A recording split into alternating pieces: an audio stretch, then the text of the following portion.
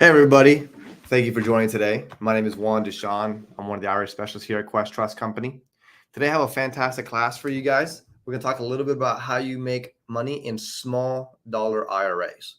So I get the question all the time, hey Juan, if I don't have too much money, or I'm just getting started with my retirement account, or I have children accounts like Roth IRAs and ESAs, what are some things that I can invest into? And so what we've done is we've kind of actually taken real life experiences, not only from some Quest employees, but even from a lot of Quest clients that have done investments, very savvy ones, with small IRA accounts, and they're rinsing and repeating these things, and they're constantly doing them. And it's allowing them to invest with small dollar IRAs, making pretty good profit, especially in relation to how the market's doing right now. And that's what we're kind of trying to share with you guys, so you guys can see firsthand experiences and actual case studies. Right. So we call this a little bit of money with big profits. So we'll just get started right there. And thank you guys again for joining. Just so y'all know, on moderating is Colin Taylor, one of our IRA specialists as well. You may see him on the chat box quite frequently on our website. If you have any questions, feel free to put it down there in the chat box and he'll definitely assist. Or I'm also monitoring it. So if I see a good question, I'll stop the class and we'll answer right then and there. Before we get started on the presentation, I want to bring attention to our Quest Expo. The reason why is because there's a day left before our early bird. Whoops, that's not supposed to happen. There's a day left before our early bird starts or ends, sorry. And that means that right now you can get tickets at a really big discount. I think it's on an automated timer. I keep doing that. But right now you can get a really big discount. And what you're looking to have, I'm going to see if I can stop that, guys, actually. 1 second here, because it is automatically doing a timer.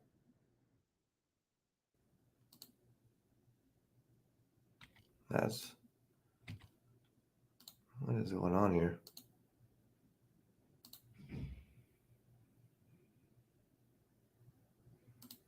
We have an IT guy on the slides here. Hey, Victor, do you mind letting me know what may be possible to fix this? It keeps changing slides on its own. Sorry, guys. Victor, any ideas? Do you have like a preset animation on it? Nah, sure. This is I'm honestly changing slides by itself, like some robot took over. 1 second, guys. Sorry about this, guys. Transitions. Here we go. On mouse click. There we go. That should work.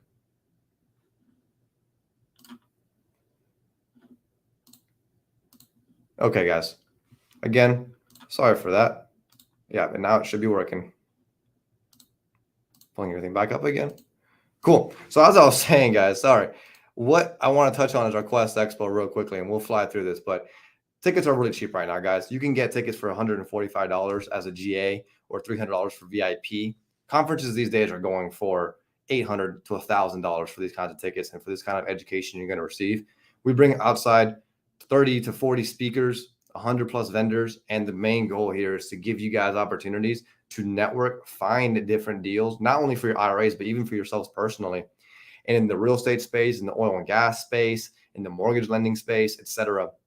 You name it, someone will be talking about that topic. So definitely check it out. We actually just signed celebrity speaker Emmitt Smith as well. If you don't know, Emmitt Smith is actually not only a NFL Hall of Famer, but also a huge real estate entrepreneur. So he's going to talk to us for about an hour and a half, do some meet and greet with the VIPs. It'll be super cool. But if you want more information, check out questexpo.com. And I think Colin also has an extra discount that he can give you guys. So Colin, feel free to throw that in there. So disclaimer before we get into the real meat of this presentation, I'm not a CPA, I'm not a financial advisor, right? What I'm doing here and showing you actual case studies of small dollar IRAs is for your education purposes. I highly recommend when you're talking about these strategies, please don't take them as I'm giving you strategy and education or advice. I'm really here just to show you what I've seen clients do. And you can take this and run with it. You can check with your CPA, check with your financial advisors, see if these things will be possible, right? The biggest thing we want to kind of set up base for this presentation is there's two types of entities that we'll be working with consistently, right? We have taxable entities and non-taxable entities. All the strategies you're going to see here can be done with either or. You can use this for an LLC, an S corporation, yourself as a sole proprietor. You can also do these strategies inside of IRAs, right? For the purpose of this presentation, of course, of what we do here, we're going to solely focus on self-directed IRAs, solo 401ks, QRP plans. Everything you'll see here can be done on both sides. And again, as I mentioned, everything has been done by actual clients. There you go, Derek. How about them Cowboys? Exactly, sir. So for those new people, and honestly, if you're new to this class, please throw in the chat how you heard about us. And this is your first time attending a class, please, we'd love to know where you heard about us. But if you are new to us and you don't necessarily understand what it is that we completely do or what is a self-directed IRA, allow me to define that for you. The term self-directed is actually a marketing term. It means nothing. It actually was made up. It's created so you can differentiate between an IRA that can be used for alternative investments and an IRA that can be used for what we traditionally see, stocks, bonds, mutual funds, all right? So the terminology is really so you can understand, okay, the self-directed one, I can use it for real estate. The non-self-directed, and again, I use quotation marks, is the one that I cannot use for real estate. I have to go kind of the traditional route. And so here we're strictly dealing with traditional or self-directed IRAs. But on top of that, there's also plans that have the self-directed capability, but legally speaking, they're the same no matter where you have them. The most common plans, and those of you listening on the class today may have one of these plans, are traditional IRAs or Roth IRAs, right? The traditional IRA being the most common account that I see people use. And the reason why is because these plans are the ones that people fall into when they have an old 401k, a 403b, a TSP, a 457, all those three-letter abbreviations and some numbers, all those are employer plans. And when you leave that job, that 401k plan leaves with you, right? It doesn't just go away. It doesn't just have to sit there. You usually transition that to a plan that you can control a little bit more. So typically most of America having this pre-tax bucket of money that if they touch it personally, they'll pay taxes on it. They transition it to a traditional IRA. This is a non-taxable rollover, right? For those of you who have heard, hey, you need a Roth IRA, a Roth IRA is also the most common account that we see here and probably the most sought out account. The reason why is because if you have a proper Roth IRA account, you can invest it for the purpose of retirement. But if done correctly, everything you earn can be tax-free eventually, right? At retirement. So even if you had $1,000 and you grew that to $100,000, what you've made, if you qualify for distributions, can be completely tax-free. So that's a huge advantage if used correctly. In our case studies, you're going to see some cases where most of the investments were done with a Roth IRA. So if you don't have one of those, or if you're looking to learn more about those, watch our one-on-one class. Watch how to analyze a Roth conversion if you already have a traditional IRA and you're thinking about maybe converting those funds, right? We actually just revamped that class. I actually did it myself, and I added a few things there that I've seen savvy investors do and how to decide when is a good time to do a Roth conversion. Some people have been able to do them and receive sort of I call it a Roth conversion discount, but you have to check out the class to see what that's all about. The other plans I'm going to fly through is an employer plan. So if you're on this call and you work for yourself, you work for your own company, maybe your company's an S corporation and you have your own W-2 income from that corporation, well, then you can have one of these plans. Maybe you're just a realtor and you're a sole proprietor. You can have one of these plans. Maybe you have your own small business and it's just really you doing all the work, but you have wages from that business. Well, you can have one of these plans, right? So for those people who don't necessarily have that corporate job to provide them a 401k and those large contributions and the matching incentives, you can do that for yourself. And all those plans can be self-directed.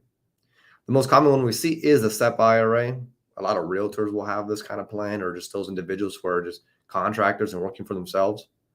Simple IRA plans are pretty neat. For those of you who have small businesses with actual employees, under 100 specifically, but typically I see these with very small practices, family office type of things. The simple IRA can provide you with a mini 401k. There's a way for you to put money in as an employee, and there's a way for the employer to come in and match and give you an incentive to do so. And again, that can be completely self-directed for the individual, however you see fit. And then probably the most famous employer plan of them all is the solo 401k or individual 401k. Now, I know you see it here as individual 401k and Roth 401k, but actually those are the two same accounts. Our solo 401k account allows for Roth contributions, right? So You can break it down into 2 different accounts, but really it's one account. For those of you who want to take complete control, checkbook control of your 401k and complete administrative authority and become that custodian, that solo 401k might be right for you. So look into those classes, watch our online class called Employer Plans. It goes through these 3 accounts, and we even have a class specifically for the solo K if that's something you're interested in. Again, they can all be self-directed. And then the last 2 types of plans that we want to talk about before we get into the meat of this presentation is the Coverdell Education Savings Account. You'll see that one be used in a case study. And the Health Savings Account, I think you'll see that one as well in a case study. These plans are small dollar plans typically. However, so it really coincides with this presentation. However, they're really cool because they can be used today. The ESA account can be used today to pay for a child's educational expenses. And the HSA plan can be used to pay for your medical expenses. These glasses I'm wearing right now were paid with my HSA plan. But my HSA is also invested into things like notes, for example. That's actually one thing my HSA currently has outstanding right now, a physical note where I'm receiving interest payments. But if I wanted to, I can take those interest payments and go ahead and spend it on a medical qualified expense, which can be buying my prescription glasses or just going to see the doctor, et cetera, whatever it is that you do. As long as it's a qualified medical expense, I could take the money now and reap the benefits today, tax-free, without having to pay taxes on what I earned in the account. It also gives me a tax deduction on a yearly basis, so double whammy there. So again, free online class, HSAs and ESAs. If you already have an HSA, you can make it self-directed. If you already have an ESA for your children, you can make it self-directed. If you're looking for some sort of extra educational account for your children, grandchildren, nieces and nephews, an ESA might be one to look into. It's pretty cost effective. Let's take a look at it and see if we can help you with that. So today we're going to be talking about, of course, smaller accounts, how you can make big profits. And the biggest thing here and how to do so is leverage, right? So leveraging different things, not just debt. When everyone thinks of leverage, you always think, oh, I'm just going to leverage a bank. I'm going to leverage a loan. I'm going to take on debt to make this opportunity possible. But that's not the only thing that we can leverage, and we forget that, especially with small dollar IRAs. We have to think outside the box. We have to think differently. And I'm in that group, by the way. I'm presenting this class because I'm in that small dollar IRA account. I started not too long ago, and my Roth IRA is not massive by any means. So I have to leverage these types of things as well. So first, let's define what leveraging is, right? So leveraging is being able to take a small investment and really just gain a pretty solid return on investment by leveraging skills, time, things like money, time, talent, and your network, right? Of course, we have a saying that your network is your net worth. And I think that's completely true. And I travel the country going to different masterminds, conferences, expos, et cetera. And one of the themes that is constant is always by surrounding yourself with like-minded individuals, you're going to give yourself opportunities. So your network really is the only way you can do deals, right? Otherwise, how are you going to find an opportunity? How are they going to come to you're not going to just pop up on your doorstep. So your network is one of the biggest ones there. The talent comes into play whenever you, as a viewer, may be investing into real estate outside of retirement accounts, because that's what puts food on your plate. Well, then that's your talent. That's your skill. Applying those skills and talents and things that you know through the real estate market to your retirement account can help also. If you're savvy, and you will see that in these case studies, I have 4 case studies. We'll see how talent can be used. Your time, right? Using your time to leverage can mean that if you are in a position where you can do a deal, because it may be a 25-year deal, but pretty solid returns, if you have time for that, maybe a good opportunity. Using compound interest is your best friend, right? If you have a small little IRA, starting as soon as possible is key, because then that compound interest can just build on itself. That is true for ESAs especially. Starting that ESA for the children as soon as they turn, or honestly, as soon as they have a social security number, is the best thing you can do. Because if you can invest it every year after that and continue to contribute up until the age 18, well, then that compound interest will do its work. And of course, money. You're going to leverage your money, right? That's just a pretty obvious one. So again, as I go through this, feel free to ask any questions. These case studies are real case studies. I've spoken to the investors, right? Some of those investors are friends of mine. So I kind of understand where they came from, and feel free to ask any questions when we get into the case studies. So the first one talks about children. As I mentioned and promised, we're going to talk about the ESA. They're not cheap, right? If you have children and grandchildren, you know schools aren't cheap. So you got to start thinking of different ways to put money away. Now, 529 plan is a very good one. Unfortunately, those cannot be self-directed, but an ESA can. So we're going to touch on the ESA real quick and see how this father, Alan, made it possible to take money out to pay for tuition and educational expenses. Now, you got to understand a little about Alan, though. He was a real estate professional. He understood different strategies. In this example, he's actually going to execute or take advantage of doing an option. Right? An option where you kind of put some money down. You have the option to do three things. One, buy the property. One, sell the option to buy the property to someone else for profit.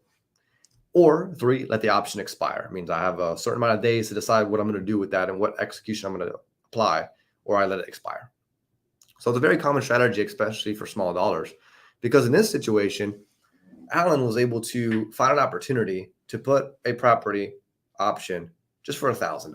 That's all it cost him, $1,000 to say, I have the option to purchase this property. I have the option to sell my option to purchase the property, or nothing happens and I let it expire. The expiration date in this situation was 90 days. And we'll get to that in a second.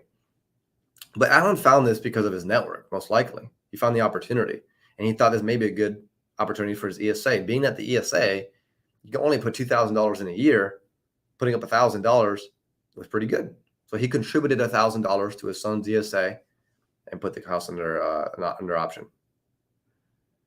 And I want to take a quick, I'm going to show this question here. There we go. Because it relates to the ESA and child accounts.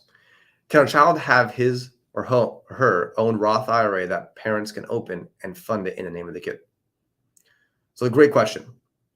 So let me touch on two things here. One, for children and ESA specifically, absolutely. You can always set it up for any child under the age of 18. They don't have to have income. You can put money in on a yearly basis up until they turn 18, and they can use that ESA up until they turn 30. So just keep that in mind.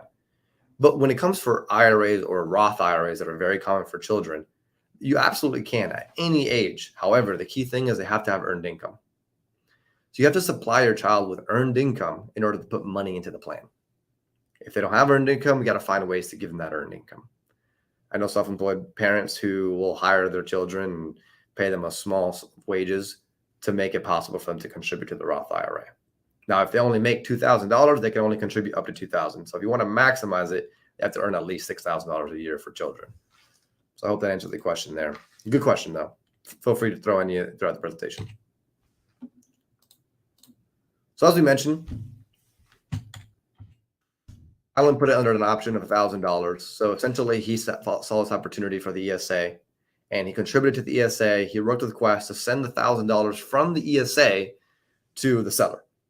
And now he has his option. The option holds for 90 days. What Quest needed at this point was just the option contract and an internal form that allows us to execute it and send $1,000 to the individual, right?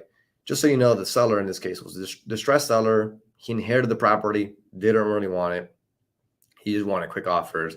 He wanted just someone to take care of the property for him, right? So Alan, leveraging his network and his skill, took advantage of that. He's like, I'm going to give you $1,000. I may or may not buy this.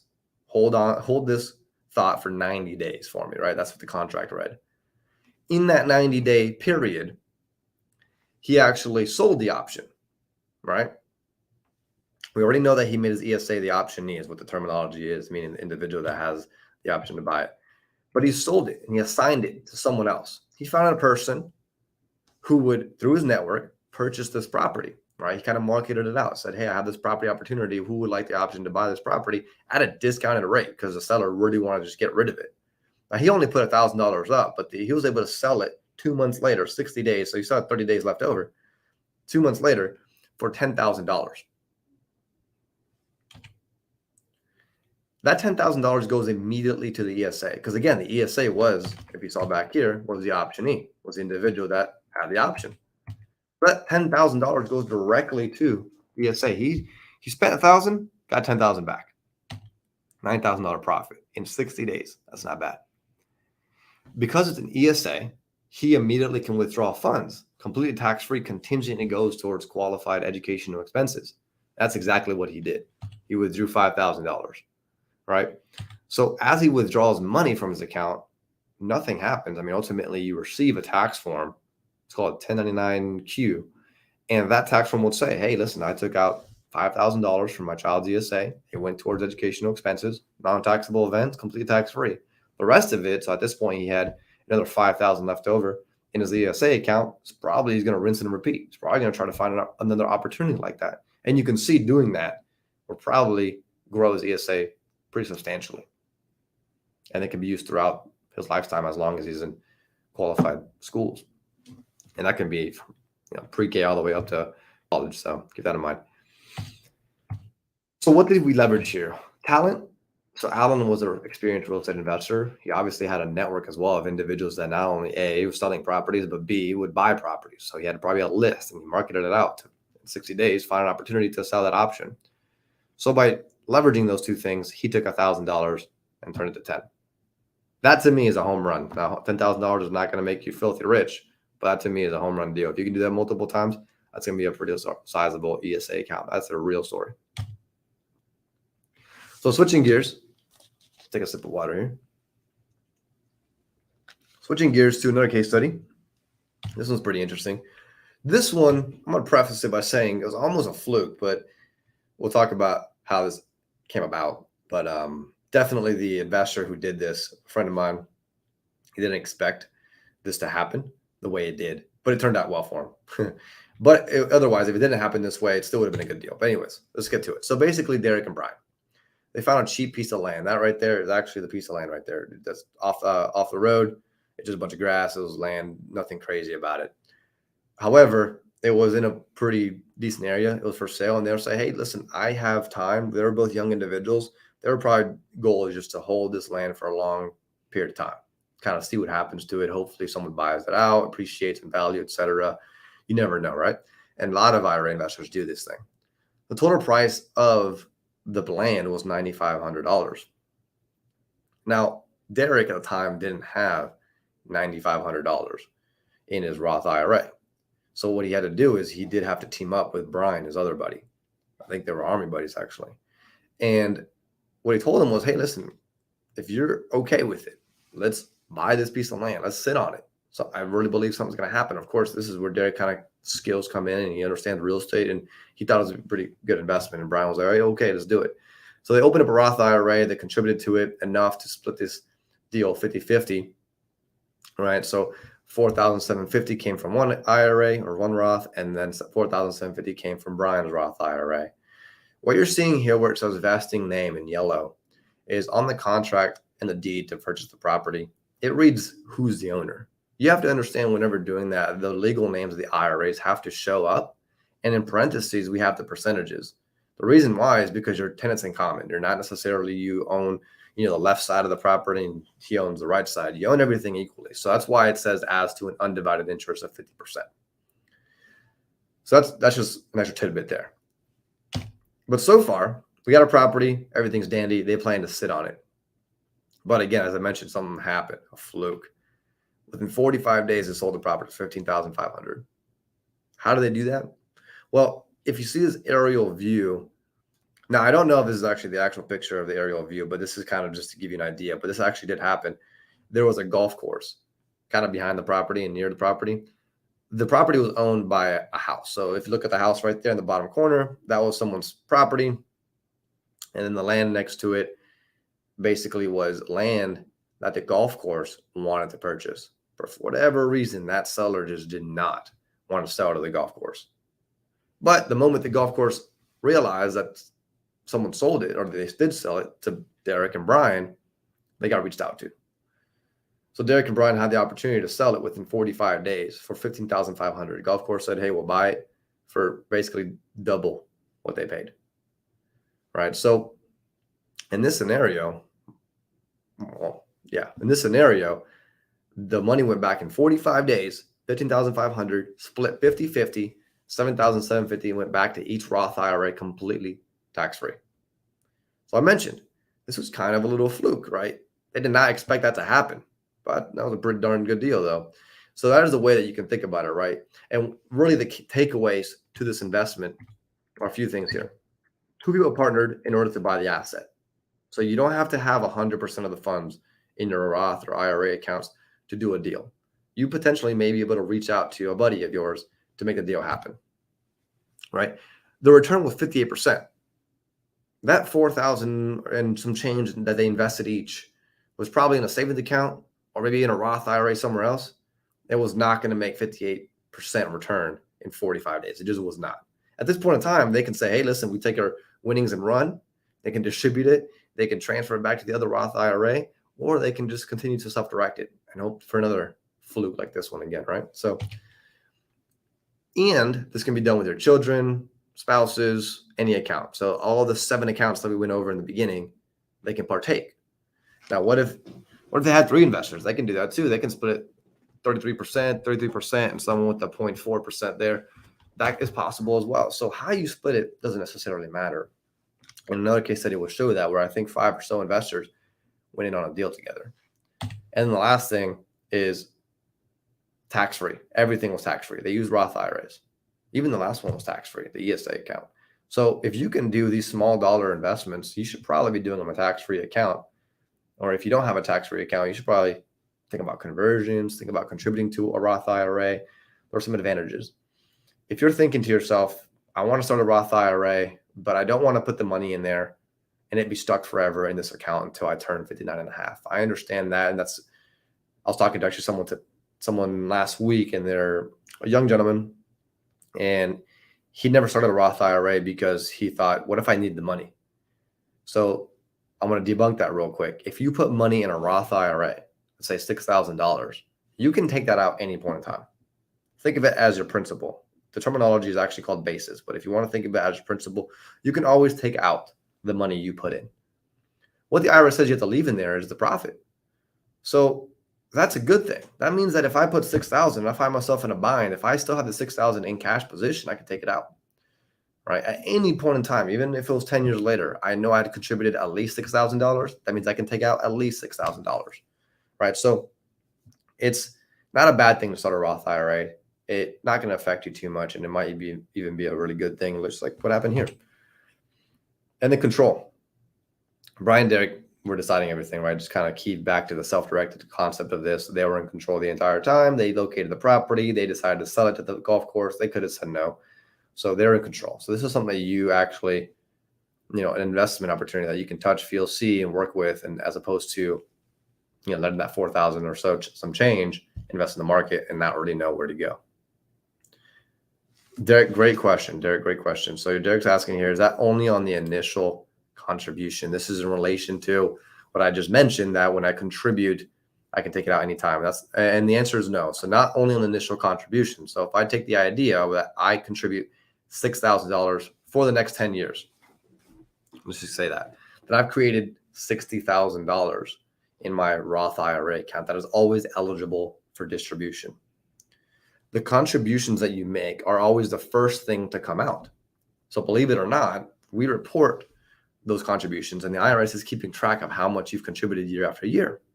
So even if every year you contribute $6,000 and you're also investing that $6,000, it's growing, and you have money that's earnings, you have money that's contributions, they know how much you contributed. So let's say for the next 10 years you contribute $6,000, you made $60,000, but you've also been investing it, and compound interest has done wonders for you. So you also have $100,000 in your total Roth IRA account. That's $60,000. If you took out $5, that's going to come out of that $60,000 first. So I hope that makes sense. If you're thinking back to accounting, think of it as kind of a FIFO situation, first in, first out. The exact terminology, if you want to look it up and watch our one-on-one class, I think we touch on it too, or Roth conversion class, is ordering rules. So the first thing to come out of Roth IRAs is what you've contributed thus far. So keep that in mind, okay? Great question, Derek. Thank you for that. What is leveraged? So in this case, they leverage their network. So Derek, messaged Brian, and he leveraged his time, right? So they were okay with holding this asset for multiple years, although it only ended up being 45 days. And other people's money, or we call it OPI, other people's money. He used Brian's money to invest into this deal and make it possible and not pass it up. Now we're jumping into case study 3. And again, I'm just going to, as I mentioned, I promised, I'm going to answer these questions. Is there an education account for adults? Sorry about that, guys. So There's not necessarily an education account for adults. The ESA, like I mentioned, you can only contribute if you're under the age of 18. But the Roth IRA does have opportunities to take money out for qualified educational expenses without paying penalty. So there are certain circumstances where if you're using it for higher education like college and university, you wouldn't pay the early withdrawal penalties on the distribution of Roth IRAs. Right. And you could, of course, use your basis. So when we're talking about the penalty exception, it's everything after your basis. So your basis is always available. You can use it for education. You can use it to buy a car, go on a vacation, whatever you want. But everything after that, what you originally couldn't touch, if it is going to go towards education purposes, well, then that can be used as well. Whenever you do that, you essentially just attach an extra form to your 1099-R on your taxes. Don't quote me on this. Again, not a CPA. Pretty sure it's form 5329. And it says, hey, listen, I've taken a distribution of $6,000 as an example, and that was for educational expenses. Don't penalize me for it. So speak to your CPA if you are doing that, but it is an opportunity in Roth IRAs and traditional. Okay. So lending and borrowing. So this is kind of up my wheelhouse. I do very similar things with my Roth IRA and my HSA. But the very common thing for smaller accounts, it really, really is. So just talk about what the investment is here. Scope of work, an individual has a property, $120,000. They estimate the rehab is $60,000 to $70,000, but a pretty solid ARV there. What they're requesting and what they went looking for is a $30,000 loan. More than likely, they were $30,000 short on the rehab costs, and they went somewhere else to locate funds. They're doing everything else cash and what they had available. So instead of going to a bank, instead of going to a hard money lender, they probably went through the network and said, are there any private money that I can borrow? In this situation, they did have a network like that. And they said, I need $30,000. I'm willing to give a first lien position. So if I don't pay you back, you get this property worth 120 at least, right? I'm going to pay you 9% interest. And on the back end, I only ask on the back end, I'll add 2 points. So a lot of borrowers sometimes negotiate back end deals because for them, it's easier to just make the payments all at the end. But that's why as a lender, you want to secure your investment. You want to make sure that you have a collateral. You want to make sure that that contract is in place, and Quest will require a contract to be there, right? We'll execute that for you. But this is an example of this contract that they had. And I'm going to zoom in here in a second. But if you look at that, the big paragraph in the middle where I kind of blacked out the names are the lenders. Multiple IRAs were used. It has the percentages in place. It says how much the principal amount is, which is 30%. It says 9% is the interest going to be paid, et cetera. It kind of lays out, this is the first page of the note. And you can tell it's 4 pages long. So what this is for is what Quest would need in order to execute this opportunity. And this is an example of using multiple IRA accounts. And so what that looks like, a little zoomed in here, is basically this. So there's, my buddy Derek here is doing another deal. He's doing a deal with his family. They're using multiple accounts to make up that full $30,000. So whenever they invest and they receive any payment, one of the accounts gets 25% of that payment. The other account gets 3.33% of that payment, so on and so forth, right? And that's how these deals get partnered up. That's how they get split. That's opportunity for you not to pass up something because you don't have $30,000. And it's also a way to get multiple parties involved, multiple smaller accounts involved, HSAs, IRAs, Roth IRAs, etc. All right. Derek, I see your question now. I'm just going to address that in a second. So the takeaway of this, it's a very straightforward deal. There's nothing too fancy or sexy about this one. It is just a private loan. So the takeaways here is that you were able to leverage your network, right? You gathered funds from your family. So that network isn't even that wide. It's not even friends. It's not even going out of your normal wheelhouse. Pretty sure he used his wife and his father-in-law, right? So that's actually your immediate network. That's people you just know and speak to on a daily basis, possibly. And if they want in on these opportunities, all you got to do is say, have this opportunity here. All you got to do is have an account. We'll split the profits based on how much you put in, what do you have available, et cetera. So you kind of work with different individuals. And that way you don't have to pass up deals that maybe come into your doorstep, right? HSAs were used. Roth IRAs were used. So the HSA, I know the profit that came in probably was used almost immediately for maybe some medical expense. So there's an opportunity there. They had first lien position. So it was a pretty secure investment. Everyone was sleeping well. Probably the best case scenario was the borrower didn't pay.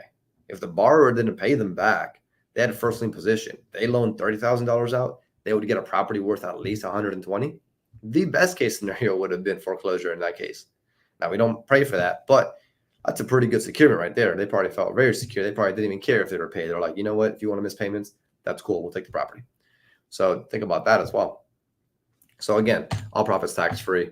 Leverage talent, leverage his skill, you understood the market, leverage his network, family, and other people's money to not pass up on the deal. All right. Before case number 4, we'll answer this question. Derek, does Quest have a program to pair a borrower with a private money lender? So this is an interesting question, and an interesting solution or answer to this is Quest cannot say, hey, listen, go lend money here, or here's opportunity. Here's a bunch of private lenders that may be looking at your opportunity. I can't say that legally. I can't. Would be wrong of me to do so. You should always do your due diligence and kind of make sure you're investing with someone that you feel comfortable with and you're securing your funds. These are hard earned money, right? So what Quest has done though, is we host webinars consistently. This is an example of one, but there's one specific I'm talking about called our happy hour. It happens once every month, I believe on the third Wednesday of the month or third Thursday. And what it is check out our website, questtrust.com, or you know what, Colin, how about you throw in the happy hour link, the next one upcoming in the chat box for people to check out. So essentially what this is the happy hour link will allow you to join a webinar where the purpose of it is strictly for people to pitch opportunities. So anyone who wants to come up and speak and kind of pitch an opportunity can. We make sure it's a minute or two, nothing more. But those that want to just listen in and see if there's any opportunity that they want to pounce on, you absolutely can, right? So that's a very good event. We're actually bringing it back in person, or attempting to, here soon in July, where we're going to do it in our offices and kind of have that deal pitching as well. So be on the lookout for that. Just consistently looking at our events, the ones that we have, and you'll notice which ones are for deal pitching, which ones for networking and education. There's hybrids of the two. But that's kind of the way we can assist the community and kind of help people connect. But I highly encourage that you do connect. It's one of the key things of being an entrepreneur and making sure that you can self-direct your IRA. So thank you for that question, Derek. And then case study number 4, our last case study here, is going to be actually, Derek, I didn't even mention the biggest event you can go to. If you're looking to pitch deals and find money and find deals, Quest Expo, my man. Go to Quest Expo, get that discount early bird. So I just wanted to, shameless plug there. So, all right, original borrower here. So case study number 4, second lien position. Now, people might be saying, ooh, I don't do second lien positions. Well, it's pretty nifty the way the individual did this. So let's take a look at it. So the original borrower on the deal was Jet Lending. Actually, if you're in the Houston area, you may be familiar. They're a hardman lender in the game, in the real estate business. And so the borrower already had a loan from Jet Lending, and they were in the first lien position. Purchasing price was 120, 50K rehab, etc. They had the funds, but the issue was that later on, when they did an inspection, it needed more repairs than they knew. So they needed more funds. And so that's when a small investor usually comes in, and we call it gap funding. And essentially, the borrower went to look for more funds, not from Jet, but from somewhere else. And the private lenders are a really good resource for this. But like I said, a lot of people may be saying, ooh, I don't do second lien positions. It's too risky. What if they only have enough funds to pay back the first lien lender? Then I get, left with no money. So there's a way to do this, right? This is what the lender did here. He contacted first the original lender. So called Jet, spoke about the opportunity, saw, what they thought about the opportunity, what they thought about the borrower, et cetera, as much as possible. But he's doing his homework. He learned the situation. He's doing his due diligence, make sure, they know that the borrower needs more funds, make sure Jet Lending is okay with them taking on the second lien position. And by having that conversation, it actually turned out pretty well, because in the contract, it actually said that if the borrower was not able to pay back the second lien position, Jet agreed to pay them off, right? So it wasn't too much of a loan. So Jet was like, listen, in our agreement, we'll pay you off in case they aren't able to do so, based on the profit that we receive back. So that's something you can negotiate, right? They just negotiated this. So they knew who the borrower was. They knew who the lender was. They made sure everyone was in communication. We're dealing with people. So we can negotiate our way out of these things and make sure that our second lien position is also secure. So essentially, the lender in this case, in the second lien, was able to loan funds, be in a second lien, but feel like in a first lien, because no matter what, they were going to get paid, right? They really honestly guaranteed that. So that was a good thing. They leveraged their network, they leveraged their skills, and they used a good attorney. they use an attorney to draft up that note document to make sure that they were protected. And that's kind of where the negotiation of making sure the first lien holder would pay that second lien holder as well off if they weren't paid. So that's also a key thing here, is use those professionals, use those attorneys to draft up your documentation. If you're grabbing templates off of Google, and it's not going to protect you as much as you want it to, right? Especially in certain circumstances where you can't get your funds back. So in this situation, the loan was $10,000. He charged 5 points. So 5 points sounds like a lot, but in this case, it really wasn't. It's $500 on $10,000. So 5 points. And he did that probably to it's a last minute thing. It's a little riskier of an investment. And it probably covered all of his Quest fees and more. But again, he did it on the back end to make it easy on the borrower. Monthly payments 1%. So this lender, typically that's what they do. If it's a year-long note, it's 1% a month, right? So $100 payments every single month. Again, this is on the whim. It was $10,000. You're receiving $100 monthly, and you'll receive $500 at the end. That's a pretty good deal. That's beating the market. That's what you can do with these small accounts. They're not always home runs, but little by little, that interest can accrue. And then, of course, the attorney fees and Quest fees were paid also by the borrower. So he had an attorney draft up the note, and he had Quest fees to make the transaction possible. So the borrower was able to pay those things as well. And that's, again, something that you just do through due diligence, through negotiation, speaking to people. On this deal, profit was made $500. It was paid off super quick, so they only made $200 in payments. But for 2 months, they received $10,000 back, their initial investment, and they received $700.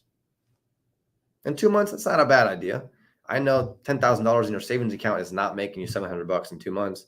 So again, think about it as it's not a home run, but it's a pretty solid deal for a small account to get started. And if it's only 2 months, you can just rinse and repeat these kinds of things, right, consistently. So again, leverage talent, leverage network.